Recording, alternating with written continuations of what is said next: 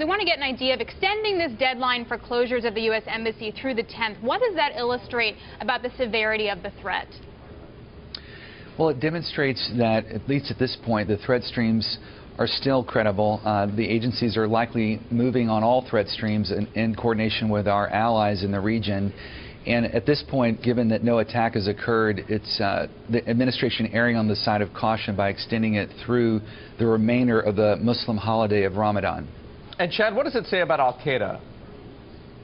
Well, it definitely indicates that those who have predicted that it is decimated to the point of not being functional, perhaps declaring the decline too soon.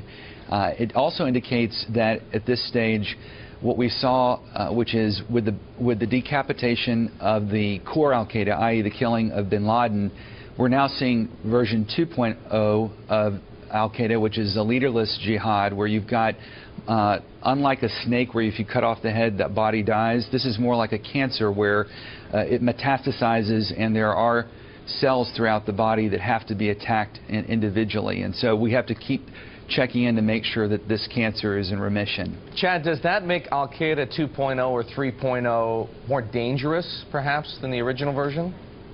It makes it a lot more dangerous.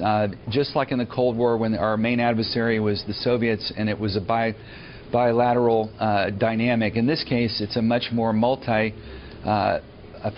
threat, and therefore, as you can imagine, it's much more decentralized. And again, going back to the analogy of the cancer, it makes it more difficult to track. And when we looked at the evidence that was extracted from the compound in Abbottabad where bin Laden was held up, the computers and thumb drives showed that there was a debate going on between the older generation and the younger generation. The older generation wanted the younger generation to wait and not attack and do more big attacks like bin Laden did. The younger generation, Anwar al-Awlaki and others, were arguing, no, we need to get some points on the board. We've got to show that we're still alive and relevant. And so that's, I think, what we're seeing now is this administration's concern that the Generation 2.0 is prepared to do additional lower-level attacks to demonstrate that they are still relevant.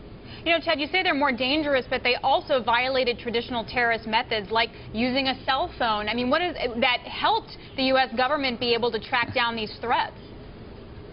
Well, it does, and I think two points. One is you obviously have to consider that perhaps they were doing that intentionally, but I think there's enough preponderance of evidence to indicate that that's not the case here. And secondly, as in any operation, there's going to be some breakdown, and so it does show that our intelligence surveillance programs, particularly the ones that are being debated right now in this country on the PRISM program in particular, that shows that our continued use of our tools abroad are being effective in intercepting even some of the most sensitive conversation of Al-Qaeda operatives. Chad, how much of this decision to close down these embassies for the time being and diplomatic outposts is a result of Benghazi? And if it is, how much of that is because of security and how much of that is because of politics? Well, it's both precaution and politics. I mean, I think the professionals that are advising the president are thinking about this purely from the standpoint of what makes sense for the nation and our citizens. But you can't remove it from the politics of Benghazi. And the unfortunate reality is that our embassies abroad are at risk. We have not sufficiently funded their protection, and it's good to see that Congress has plussed up another $48 million for their protection in the upcoming year. But in the interim, they remain exposed, and those like Susan Rice, who are now the National Security Advisor, who unfortunately she wasn't able to become Secretary of State because of Benghazi, and she's the one that's leading the discussion here. There's no question that that's a scar on this administration that will ultimately color their judgment on what needs to be done. And I'm sure the president's instructed his team that he does not want another Benghazi on his watch.